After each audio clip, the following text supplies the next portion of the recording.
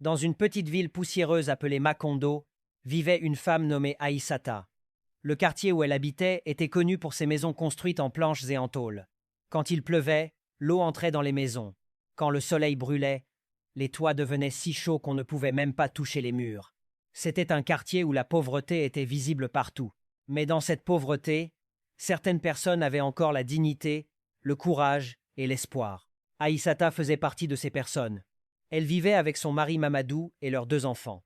Sira, une petite fille de 8 ans. Ibrahim, un garçon de 6 ans. Leur maison était petite. Elle avait seulement une chambre et une petite cuisine. Le soir, toute la famille dormait sur un même matelas posé sur le sol. Malgré cette vie difficile, Aïssata était connue dans le quartier pour son cœur généreux et sa patience. Mais la réalité était dure. Très dure. La situation du mari. Mamadou travaillait comme aide-maçon. Son travail consistait à porter les briques, transporter les sacs de ciment, creuser les fondations. Le travail était épuisant et mal payé. Certains jours, il trouvait du travail. D'autres jours, il rentrait les mains vides. Ces jours-là, Aïssata faisait semblant d'être forte. Elle disait toujours « Ce n'est pas grave, demain sera meilleur ». Mais dans son cœur, elle avait peur. Parce que 2 enfants avaient besoin de manger. Le travail d'Aïssata. Pour aider la famille, Aïssata vendait du poisson fumé au marché. Chaque jour, elle se réveillait à 4 heures du matin. Elle préparait le feu, fumait les poissons et marchait jusqu'au marché avec un plateau sur la tête. La fumée brûlait ses yeux. Mais elle continuait, parce qu'elle avait une mission, nourrir sa famille. La pauvreté ne détruit pas une famille. Ce qui détruit une famille, c'est le manque de courage et de solidarité. Les années passaient, mais la vie ne s'améliorait pas.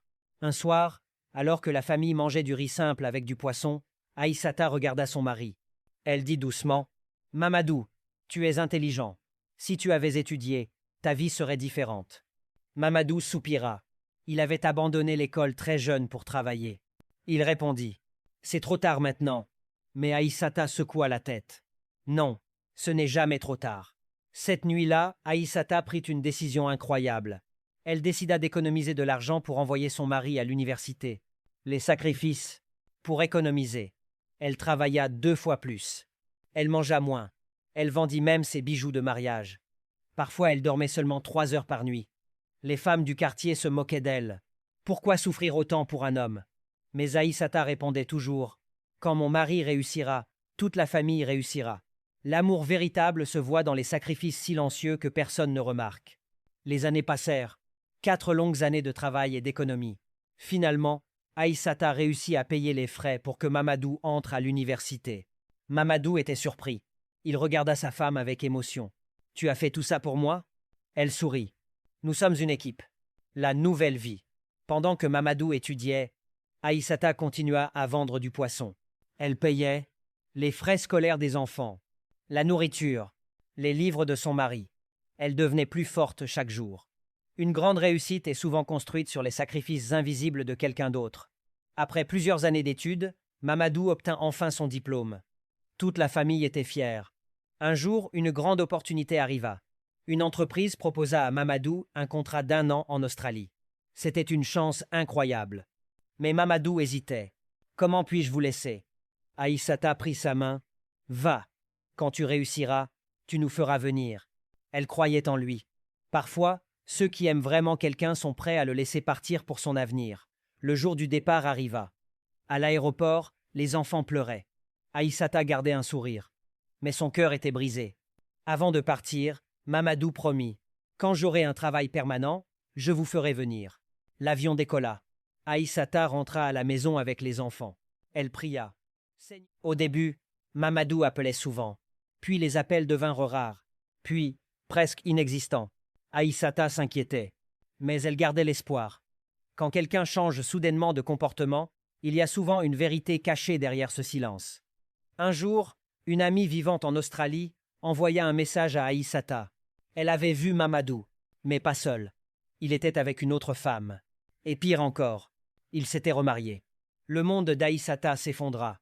Certaines personnes oublient facilement ceux qui les ont aidés à réussir. Mais l'ingratitude révèle toujours le vrai caractère. Quand Aïssata appela Mamadou, il répondit froidement « Ma vie a changé ». Elle pleurait. « Et nous ?»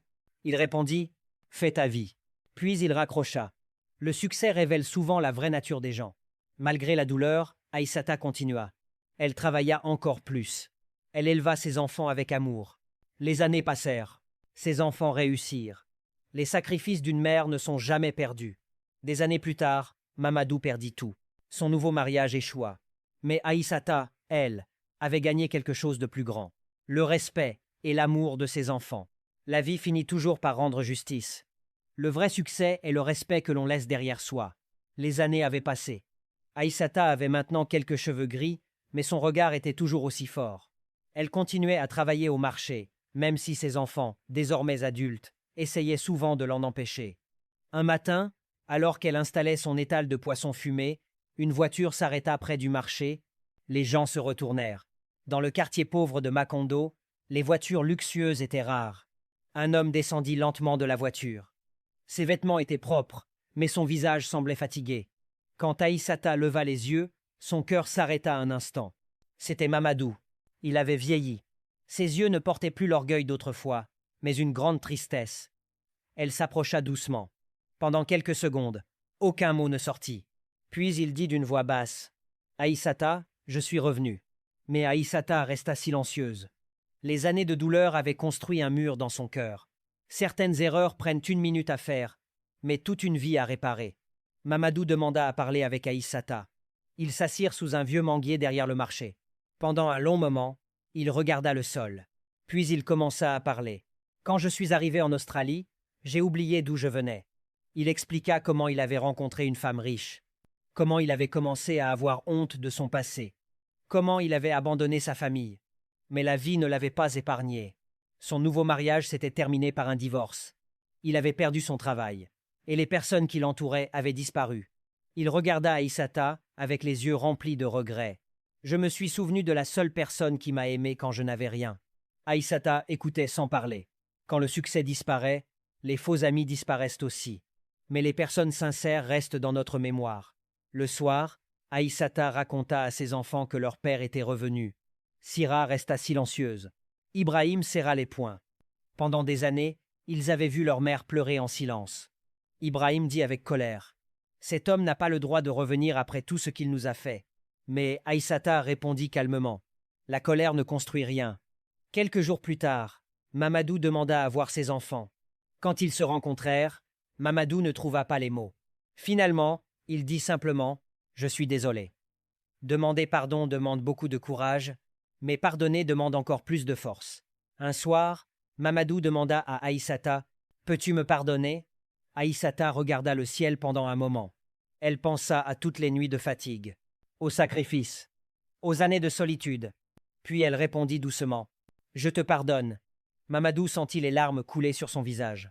Mais Aïssata ajouta « Je te pardonne, mais je ne peux plus redevenir ta femme. » Elle avait reconstruit sa vie. Elle avait trouvé une paix intérieure. Et elle ne voulait plus revenir dans le passé.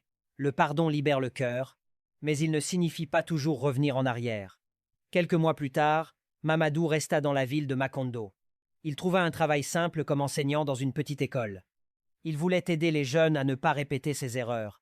Quant à Aïssata, elle devint une femme respectée dans tout le quartier. Les gens disaient « C'est une femme forte ». Un jour, lors d'une cérémonie à l'école, Sira prit la parole devant tout le monde.